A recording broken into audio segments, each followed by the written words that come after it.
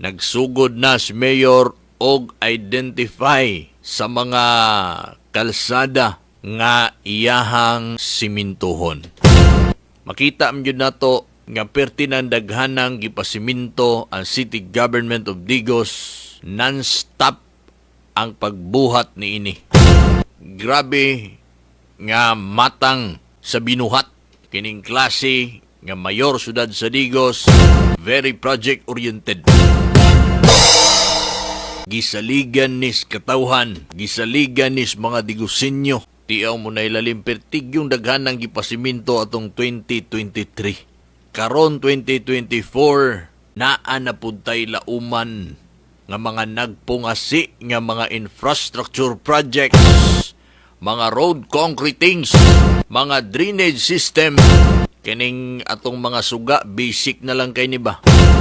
Di na lang nato isgutan ang kaniadto, no? Karon atong ipasibaw ang grabing nga proyekto na pod nga atong matagamdaman kay gisuroy na ni Mayor Cagas ang syudad sa Digos para mag-identify kung unsa na pod nga mga kalsada ang iyang simintuhon. Ako nagtuo mga higala nga matapos maning termino ni Mayor Joseph Cagas sa 2028, hurot-hurot na yun nga itong mga kalsada og siminto. Mog yun ay akong pangaghap kanya naman non-stoppable ang pagbuhat og proyekto, labi ng road concreting, widening of road, proper drainage system na agyud na kanunay. Kung tanawon po nato mga higala ang bag-o sa Digos City Eco Park and Arboretum nga nahimutang din ang naa sa sitio San Nicolas sa 3 de Mayo ning Dakbayan, kinsa pa may wala nakasuroy. Be, taas daw ang kamot be sa wa pa kasuroy. Suroy na mo kay naa na didtoy bag-ong attraction sa atong Eco Park. Daghan na kaayo tag mga Digosinyo nga misuway og suroy dito, nagbalik-balik, labi na karon nya naan na tong pedal boating or motor boating. Pili lang mo, dito ba mo sa motor boating or sa pedal boating. Pedal boating means katong naay pedal, no nga, mutindak ka ba mo kag nagbike. Naan na dito, bag-ong atraksyon sa atong dakbayan sa Digos. Unsa ra man gud taw ng lugaran na diha kaniadto Tugwayanan naman tug, di ba?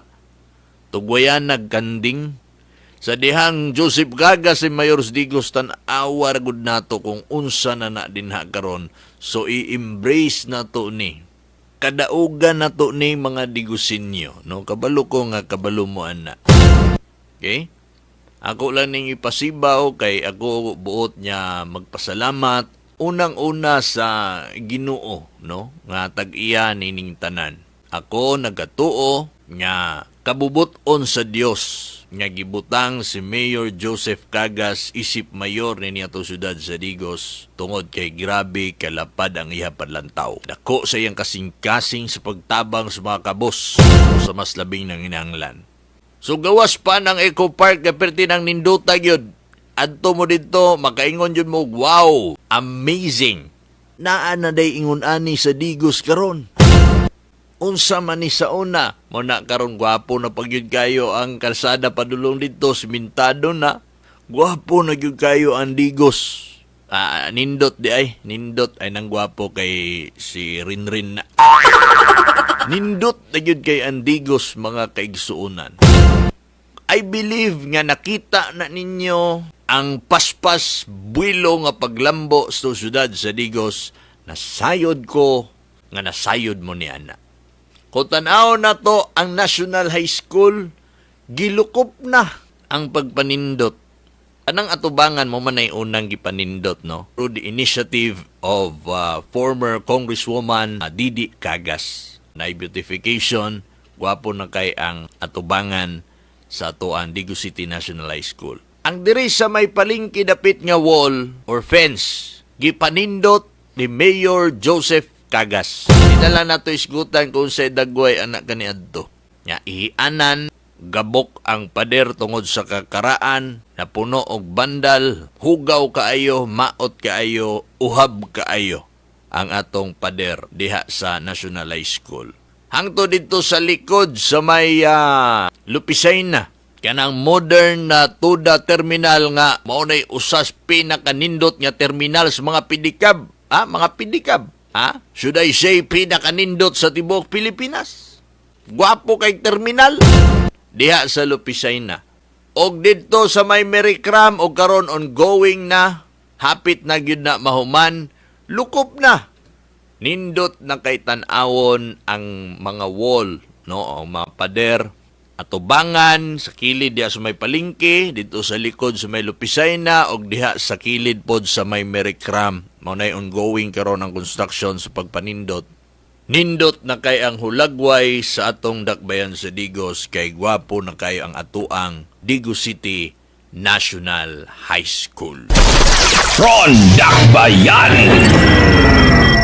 Secure na ang atong mga estudyante, wala na'y mukating classes, wala na'y mangambak. Ay lang po na ninyo bandali mga ganggang diha.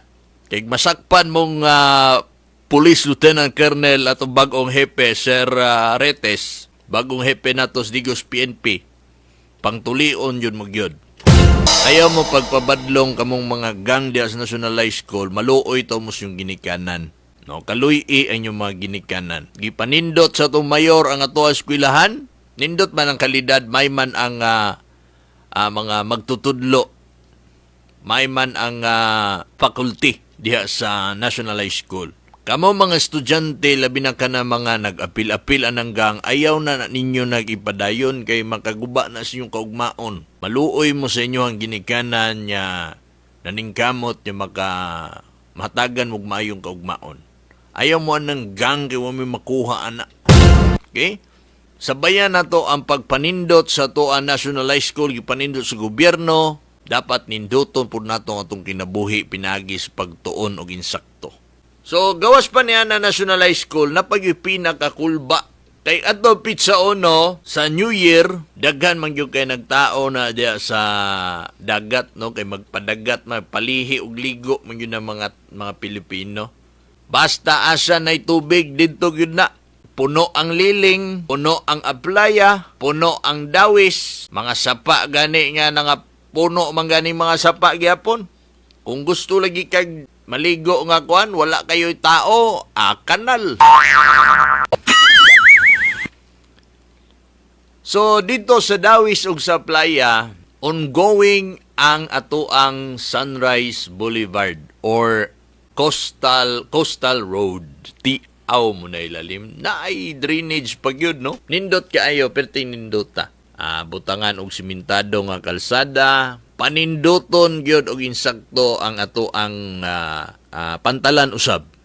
Dungan na panindot ang pantalan, panindoton ang Sunrise Boulevard, butangan nag beautification, pwede gihapon maligo ang mga katawhan. Laumi lagi ninyo ni mo boom ang ekonomiya dina sa Dawis ug sa Aplaya. Daghan ang mga tao manganha dinha. Mukonek naman ang kalsada diha sa Dawis padulong dito sa Aplaya, vice versa. Kung kaniadto og mo ang imong sakyanan, ang imong motor mo adto dito sa Dawis og mo straight ka ng dalana padulong sa dagat, lapos maka dito sa pantalan. No? Lapos ka sa pantalan. Dito pod sa Aplaya pod og laposon pod nimo na. Ambak po ka dito sa Abuno, dagat po ka padulong. Pero naanay connection ang gibuhat karon sa City Government of Digos, pinaagi sa Tingog Party List. Ato palakpakan na to ang Tingog Party List, no? Salamat kayo. Buhata na og kalsada. So kung dito ka sa Aplaya, padulong ka sa Abuno, naanay kalsada din ha, padulong na dito sa Dawis, dito sa Pantalan. Tiaw mo na ilalim. Kunik na. So kung imong tanawon, milapad ang atong sudad sa Digos. Imagine nimo kung naa ka sa pantalan, muadto ka og aplaya, layo pa kay kag tuyukan para makaabot ka sa aplaya. Pero kay ongoing ng construction sa coastal road na mo-connect na diha padulong sa aplaya, diha sa baybay sa baybay. Dali na lang kaayo ang pag-adto og aplaya kung naa ka sa dawis. Or dali na lang kay pag-adto sa dawis kung naa ka sa aplaya. Ongoing ang construction naa na dito'y gipanglubong nga mga drainage. Gipaningkamutan na nga gisungkit ni Mayor Joseph Cagas, inubanan sa iyahang magulang na si Manong, ang atoang kugihan usab kaayo na congressman, Manong John Tracy Cagas. Nasungkit nila ang kana nga maong pambihira, no, nga proyekto. Nasungkit nila gikan sa Tingog Party List. Ron Dakbayan.